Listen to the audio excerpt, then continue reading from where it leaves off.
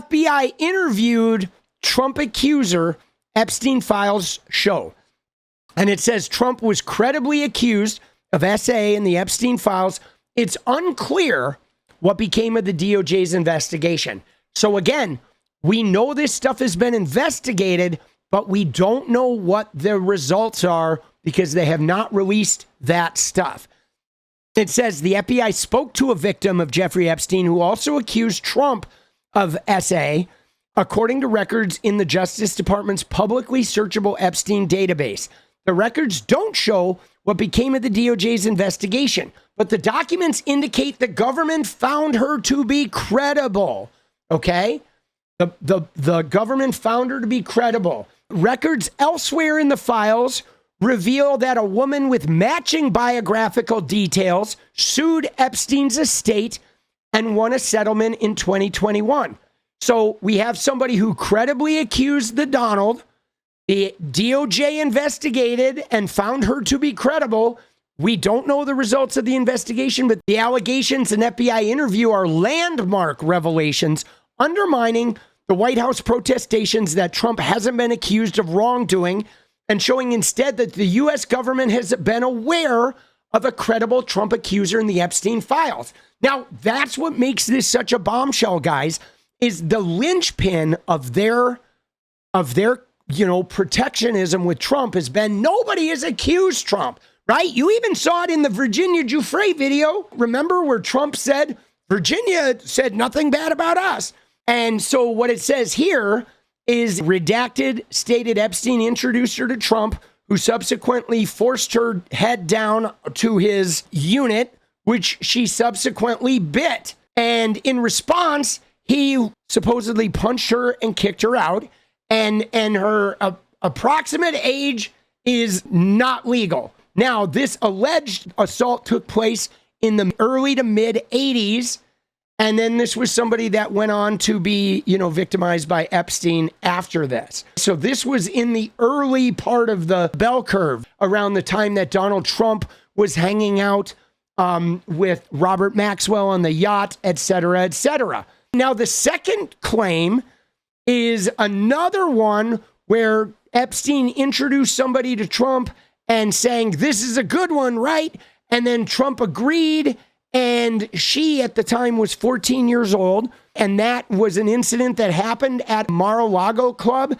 And this is something that is like everybody in the DOJ is like certain that event happened. And in fact, that person was one of the witnesses at Ghislaine Maxwell's trial. So this is somebody who's gone in front of a jury and cross-examination and survived. So that incident in Mar-a-Lago absolutely happened, and there's no question to the credibility of it. Now, that is merely supportive evidence that there was public references to, a 14-year-old girl being talked about in a way that is not the way grown men normally talk about a young person. And it was done in public at Mar-a-Lago, like within earshot of other human beings, which shows a brazenness for that type of,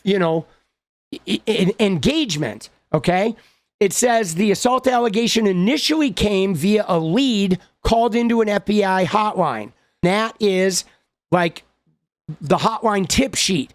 Okay. The Trump accusation sits at the top of that list, which also contains salacious, unverified, and often bizarre accusations against Trump. Now, that is where you get all those things about the yacht in Lake Michigan and the babies and the whatever, all the Dan Faree, the limo driver. All of those were from FBI tip sheets. But the initial credible assault allegation started with an FBI tip sheet, but we know that they found that witness to be credible and they did investigate at least that one. They cite the victim herself as the source of the claim, which shows that they actually spoke to her. Details from the tip match other records in the files, including an FBI 302 write-up of an interview with an Epstein victim and her lawyer. That interview was conducted on July 24th of 2019 after they arrested Epstein the second time, entered into the FBI's case files on August 9th, the day before Epstein was found dead. And dude, when you look at this thing, it is redacted to shit. Look at that. This is the 302 tip sheet. Okay, that thing is redacted beyond redacted. But think about that, guys. An email chain goes out with a slideshow detailing credible accusations. One of the accusations is about Trump, deemed credible, where they talk to the accuser. Then what ends up happening is there was another interview with an FBI agent, with an Epstein victim and her lawyer, and that interview had some details that matched this other investigated tip. They conducted that interview in July right after Epstein had been arrested. They put it into the case files on August 9th, and the next day, Epstein is dead. So we have a credible accusation of Trump. It gets corroborated by another witness in her lawyer's statement, and the next day, Epstein is dead.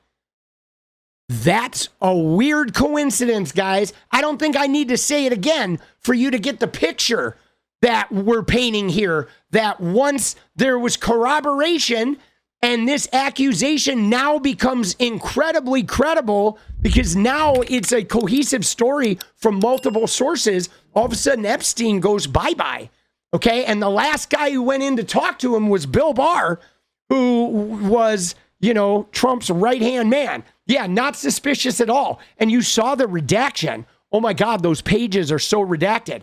And it says, you ready for this?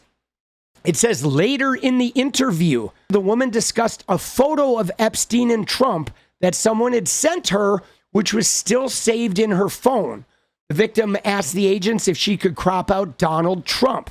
When the FBI agent asked if she could explain why she wanted to crop Trump out, the woman hesitated and her attorney answered, saying redacted was concerned about implicating additional individuals and specifically any that were well known due to fear of retaliation. The woman's Epstein victimization occurred in the 80s when she was 13 to 15, resided in Blank Island area of South Carolina.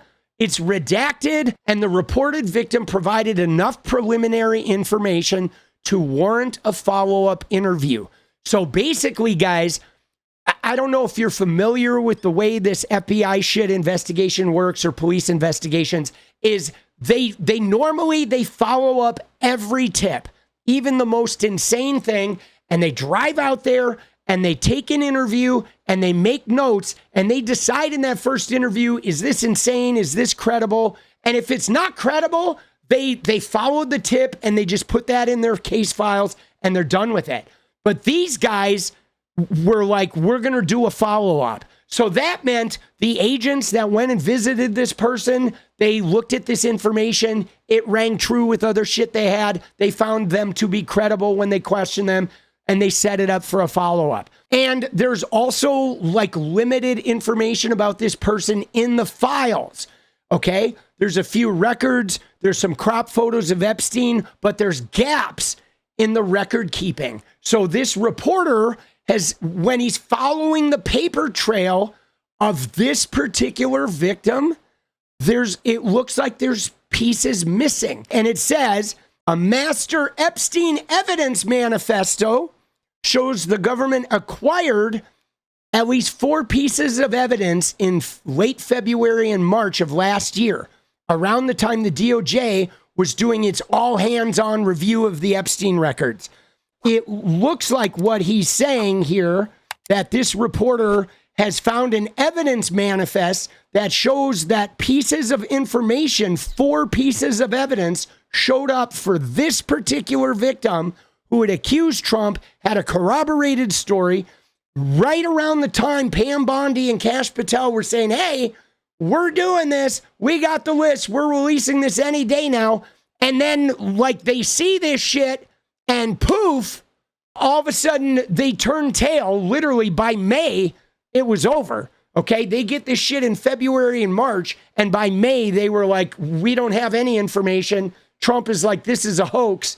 Everybody's turning around, right? Everybody's turning tail. And so, yeah, dude.